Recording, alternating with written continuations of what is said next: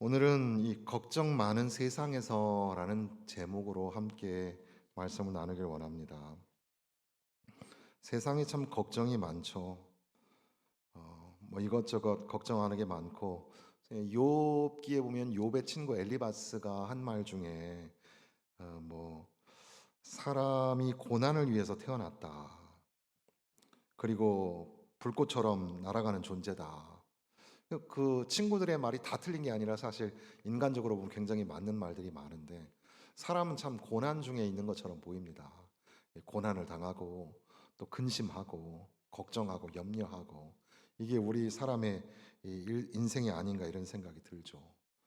그 레리 킹이라고 미국의 그 유명한 그 앵커가, 그 미국 사람들은 이제 쇼 호스트라고 부르는데 우리식으로 말하면 유명한 TV 라디오 앵커가 있었죠. 21년도에 87세인가로 돌아가셨는데, 그 삐짝 마르고 안경 쓰고 이렇게 하신 분 계시잖아요.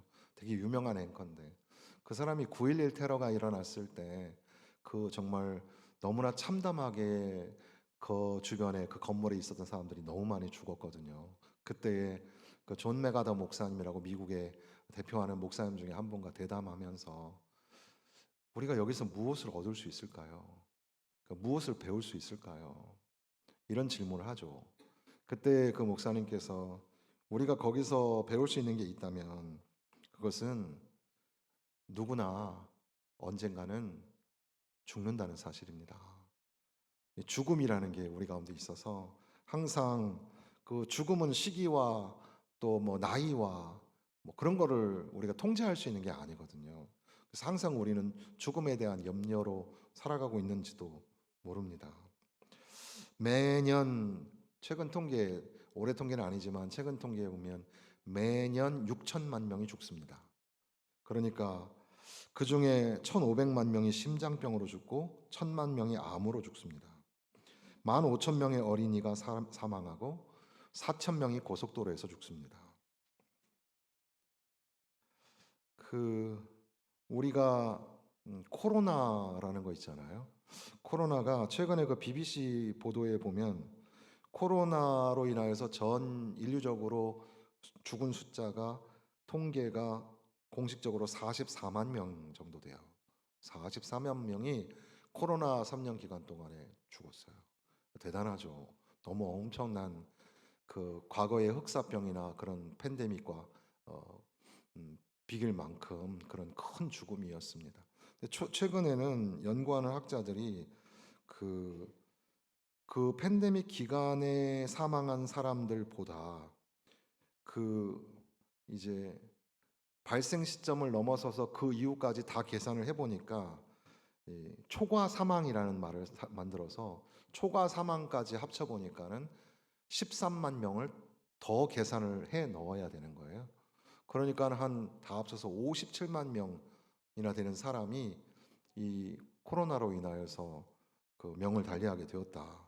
그런 통계를 우리가 볼 수가 있는 겁니다. 지금도 우리가 이렇게 사람들이 많은 곳에 가거나 또 예배당도 마찬가지지만 이렇게 우리가 어, 함께 있는 게 꿈만 같지 않으세요?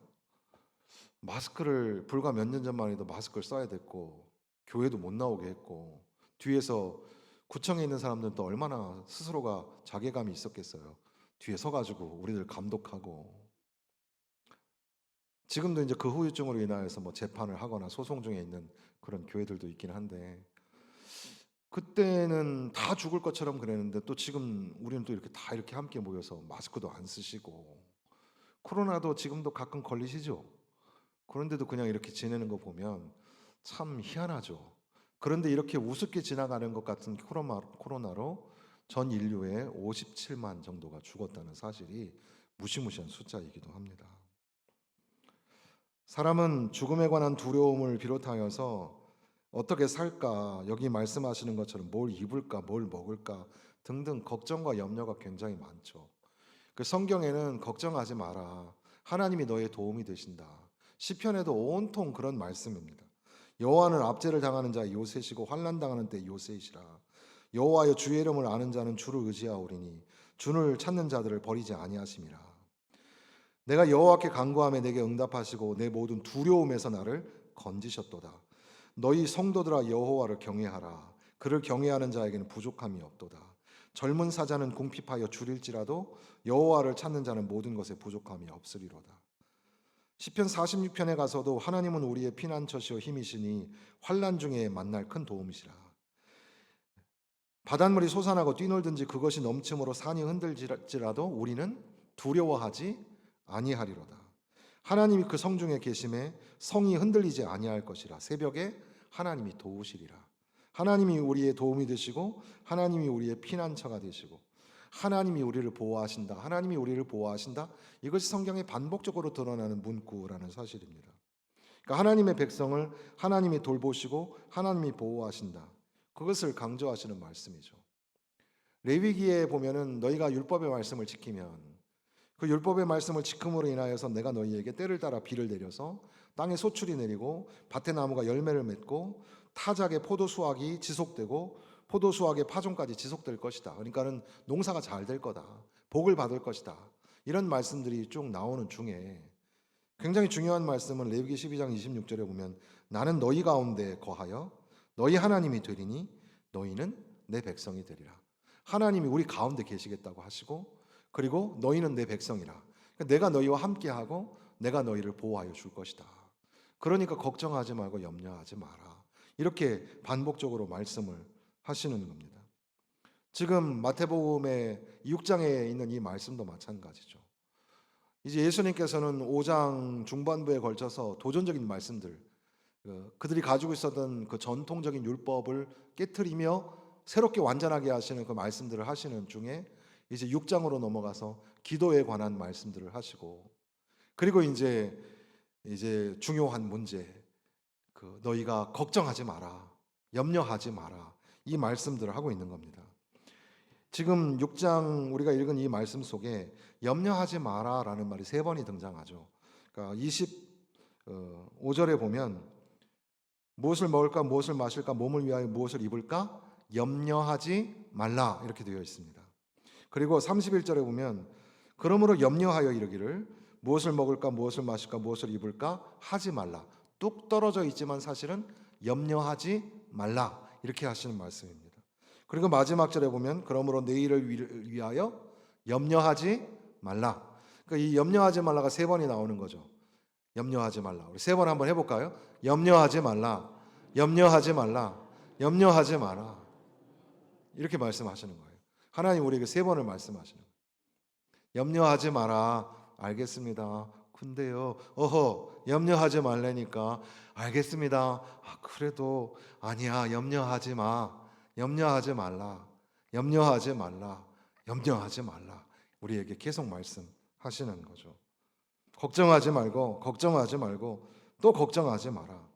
여기 염려하지 말라는 말 안에는 과도한 걱정, 과도한 근심이라는 의미를 담습니다. 삶 가운데서 인생에서 뭘 그렇게 염려하며 사냐? 너희 먹는 게 너희 의복이 목숨보다 중요하냐? 너희 생명보다 중요하냐?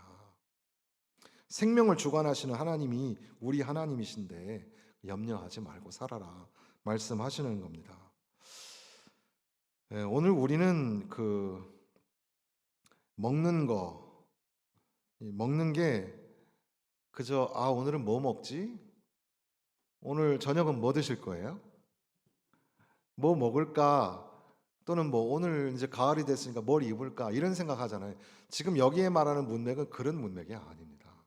이 당시의 사람들에게 있어서는 그 뜨거운 여름 더위 속에서 개울이 말라버리고 물 부족이 심각하고 옷도 없고 그래서 잠언 31장에 보면 그 경건한 여인이 옷을 만드는 일을 하는 걸 볼 수 있습니다. 그러니까 옷을 입는다는 것 자체가 굉장히 귀한 일이었다는 사실입니다. 그러니까 거기에는 부유하든 가난하든 항상 먹을 게 걱정이었습니다. 먹는 게 문제였던 겁니다. 어떻게 하면 먹지? 예전에 경제적으로 어려웠을 때 그때도 다 그렇게 우리 어른들도 그렇게 살았잖아요. 장사하시느라고 또 일하느라고 한 끼 참지 뭐. 그리고 그냥 물 말아서 먹을 때도 있고 그런 것처럼 지금 여기 상황이 그런 거예요. 먹을 게 없는 거예요. 그러니까 먹을 것을 걱정하는 거 생존과 관련이 있는 거죠. 입는 것도 마찬가지예요. 여러 가지 옷장에 옷이 있어서 그중에 뭘 입을까 이런 걸 걱정하는 게 아니라 옷이 없어요. 옷이 없어서 걱정하고 있는 이것도 역시 삶과 생존과 관련되어 있는 겁니다. 그런데도 불구하고 하나님께서는 너희 하늘 아버지가 계시지 않느냐. 그러니까 먹을까 입을까 그거 염려하지 마라 이렇게 말씀하시는 겁니다. 하나님이 계시지 않느냐. 26절에 보면은 너희 하늘 아버지께서 기르시나니 하늘 아버지 그리고 30절에도 보면 아궁이에 던져지는 들풀도 하나님이 이렇게 입히시거든 너희일까 보냐. 하나님이 너희 가운데 계시지 않느냐. 하나님이 너희 하늘 아버지가 되시지 않느냐. 아버지가 그저 버려두시지 않는다. 이렇게 말씀하시는 겁니다. 근데 우리는 자꾸 그걸 잊어버리는 거죠. 이 새들 생각해 보면 이 그 팔레스타인 지역도 이제 새들이 굉장히 많아요. 그래서 그 성경의 모든 새들이라는 책에 보면은 이 갈릴리라는 곳이 그 철새에 이동할 수 있는 교차로라고 그렇게 부르기도 하거든요. 우리가 그 철새라고 할 때 우리나라에도 그런 철새가 뭐 여러 개가 있지 않습니까? 뭐 근데 이제 보통은 철새 그러면 무슨 새가 철새죠? 새 이름으로 따지면 예? 제비, 기러기 대표적으로는 그거죠. 근데 두 새는 완전히 다른 시기의 철새죠. 그러니까는 기러기 같은 종류의 새들은 추운 곳에 있다가 가을이 되면 우리 쪽으로 오는 겁니다. 오는 철새, 가을 철새라고 부르죠. 제비나 이런 철새는 여름 철새죠. 그러니까 더 따뜻한 데 있다가 봄이 되면 우리나라 쪽으로 올라오는 철새들. 찾아보니까 여름 철새는 제비, 꾀꼬리, 뻐꾸기, 개개비, 백로류. 겨울 철새는 두러미, 큰 기러기, 쇠리기, 가창오리.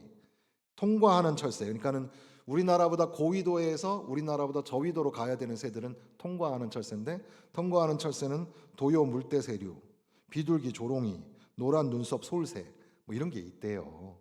그런데 이런 새들이 하늘에 막 날아다니고 철새가 이동하는데 요즘에는 철새의 이동 경로를 AI를 통해서 분석을 해요. 왜냐하면 철새가 쫙 내려갔다가 다시 올라와야 되는데 25%가 길을 잃고 죽는데요. 왜 그럴까요? 기후 환경 때문에. 그리고 건물들 때문에. 그리고 전파 때문에. 그래가지고 방향 감각을 잃어버린다는 거죠. 그래서 철새들의 경로를 다 그렇게 해가지고 철새가 하룻밤 사이에 수백만 마리가 이동하는 날도 있대요. 그런 날에는 건물에 불도 좀 끄고 전기도 좀 줄여서 그런 날에 철새가 잘 움직일 수 있도록 그런 데 사용하기 위해서 AI를 사용한다고도 해요. 그러니까 철새들을 보면은 장관이죠. 철새가 쫙 그 군무를 이룰 때 보면은 정말 장관인데 그런 새들을 한번 보라는 거예요. 그런 새들, 그 새들을 뭐 어떻게 자기들이 뭐 입을 수 있는 것도 아니고 자기들이 뭐 먹을 수 있는 것도 아닌데 하나님께서는 그 새들을 먹이시고 입히셔서 그래서 살아가게 하시지 않느냐. 새들도 그런데 하물며 너희일까 보냐. 너희는 하나님 아버지의 자녀, 존귀한 하나님의 자녀인데 하나님이 버려두시겠느냐 이런 거죠. 무엇을 입을까 걱정하지 마라. 또 그렇게 말씀하십니다. 그러니까 마치 그 우리가 보고 있는 꽃들, 꽃 종류도 뭐 너무너무 많으니까 그 꽃들을 현미경으로 가만히 들여다보면 꽃잎 한 장 한 장이 다 모양이 다르죠. 그리고 거기에 들어가 있는 주름도 우리 인간이 만들어내는 주름치마로는 감당이 안 되는 거죠. 그러니까 그 모양과 색상과 그리고 형형 그 갖가지의 그런 어떤 꽃들 그리고 그가 드러내는 향기들까지 따지면 꽃은 꽃만 놓고 봐도 너무너무 귀한 게 하나님의 창조물이죠. 그런데 꽃들도 들의 백합화도 뭐 그냥 스스로 그렇게 자라나고 스스로 옷을 입지 않느냐. 그러니까 하나님이 그 모든 것들을 다스리시고 입히시고 기르시지 않느냐. 그렇다면 이런 들풀은 하루 있다가 아궁이에 던져지는 건데 이런 들풀하고 너희하고 비교할 수 있겠느냐. 그러니까 걱정하지 마라. 너희는 뭘 입을까, 무엇을 먹을까 걱정하지 마라. 이렇게 말씀하시는 겁니다. 그저 우리는 기도할 때 그 11절 6장 11절에 보면 우리 주기도문에 보면 오늘 우리에게 하루에 필요한 일용할 양식을 주옵시고 이렇게 기도하는 거죠. 오늘 하루에 내게 필요한 것을 주옵소서 기도하는 겁니다. 더 많이 가지려고 애쓰지도 마시고 그리고 뭐 더 많은 것들을 먹으려고 막 욕심을 내지도 마시고 그저 오늘 하루에 내가 먹고 살 만큼 그렇게 먹을 것을 주시옵소서. 여기 보면은 그 27절 말씀에 보면 너희 중에 누가 염려함으로 그 키를 한 자라도 더할 수 있겠느냐라는 말이 나오는데 한 자가 규빗이라고 하기도 하거든요. 그리고 이것은 그 문맥을 좀 이해해 보면 그의 생명에 한 규빗을 더할 수 있느냐 이런 의미예요. 그러니까 생명 연장이라는 거예요. 생명 연장. 그 지금 우리 갈렙 전도회가 연도가 몇 년생이죠? 55년생에서 65년생까지인가요? 한 10년 터울이실 텐데 최근에 나온 그 미래학자들의 통계에 보면 그 60년대생, 그러니까 60년생 계십니까? 그 사람들이 몇 살까지 사는지 아세요? 120살까지 사신답니다. 120살. 그러니까 준비 많이 하셔야 돼요. 네. 기분이 좋으신 것 같은데. 예. 그런데 최근에 제가 이제 한 55밖에 안 되는 55살이면 어른인 줄 알았어요. 우리 교회 와보니까는 어린아이인데 그런데 50대 중반에 목숨을 잃는 심장마비로 심장 쇼크로 죽는 사람들 굉장히 많아요. 그러면은 생명이라는 게 참 우리 마음대로 되지 않는 거죠.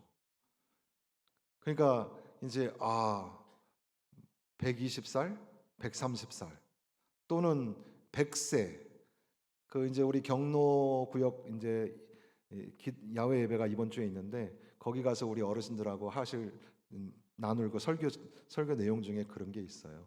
우리가 그 스웨덴인가요? 거기에 작가가 쓴 100세의 창문 너머 도망친 뭐 노인에 관한 소설이 있는데 그 책이 나온 이후에 그 다음에 나온 책이 뭐냐면 101세의 핵폭탄에 핵을 짊어지고 도망간 노인 뭐 이런 책이 나왔어요.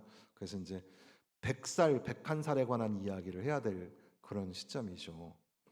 지금 무슨 말씀을 드리려고 하냐면 건강과 수명에 관한 이야기를 드리려고 하는 겁니다.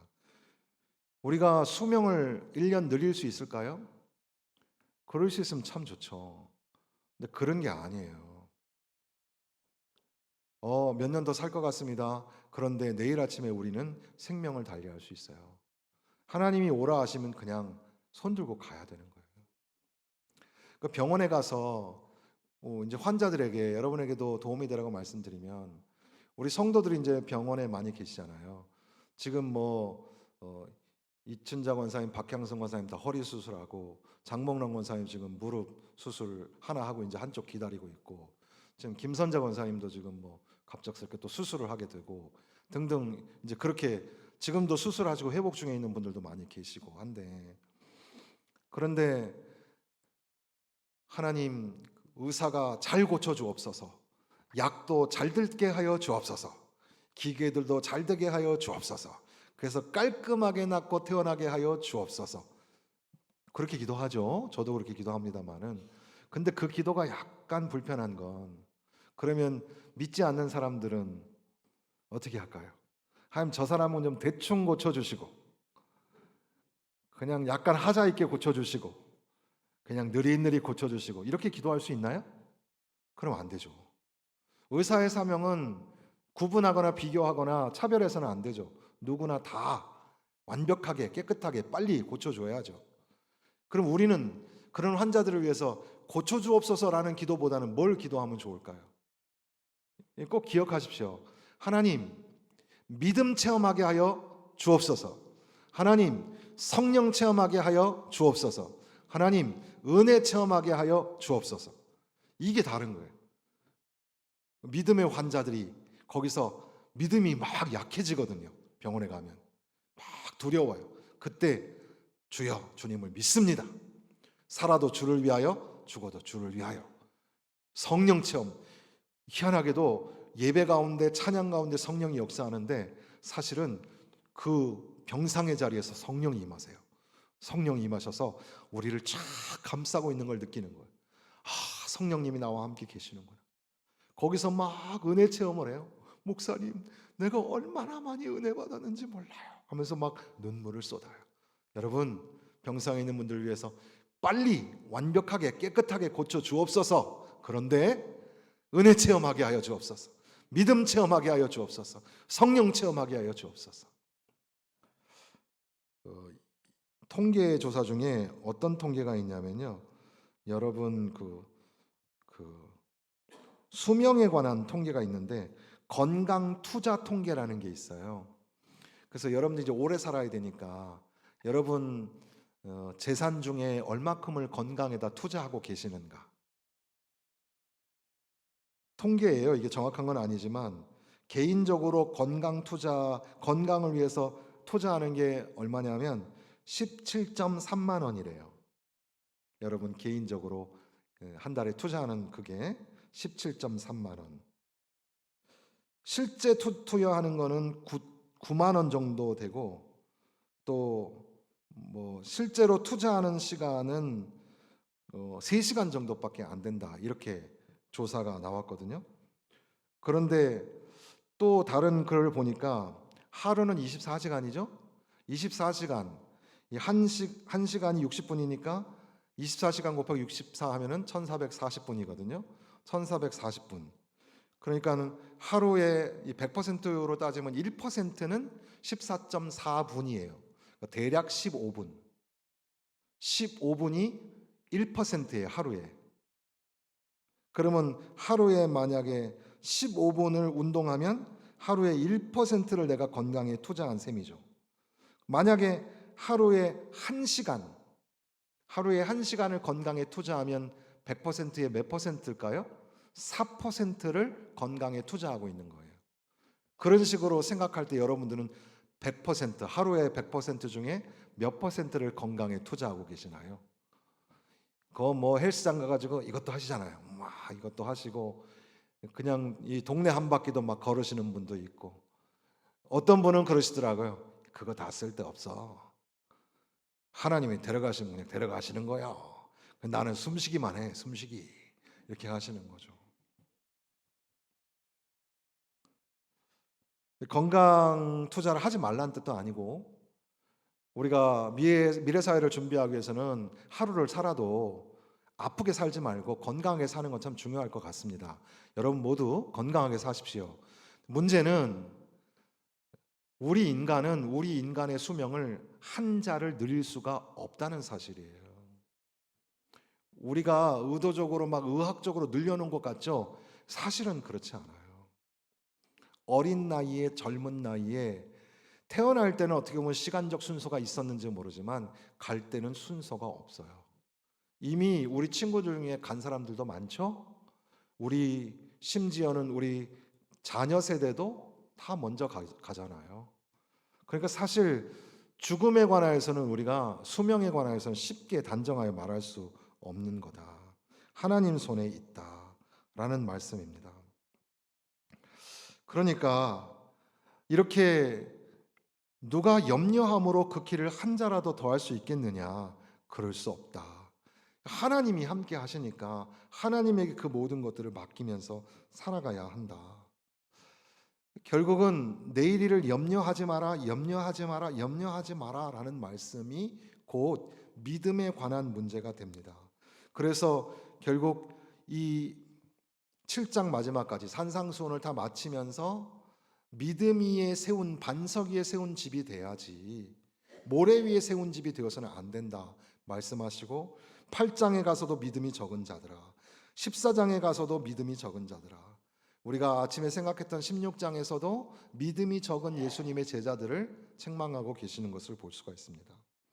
그러니까 걱정하지 마라, 걱정하지 마라, 걱정하지 마라 라는 말씀은 하늘 아버지가 우리와 함께 계시니까, 우리가 걱정하고 염려한다고 되는 게 아니니까 그저 하나님을 의지하고 하나님을 신뢰하고 하나님을 믿으라, 이렇게 말씀하시는 겁니다. 그리고 그 믿음의 구체적인 실천이 뭐냐?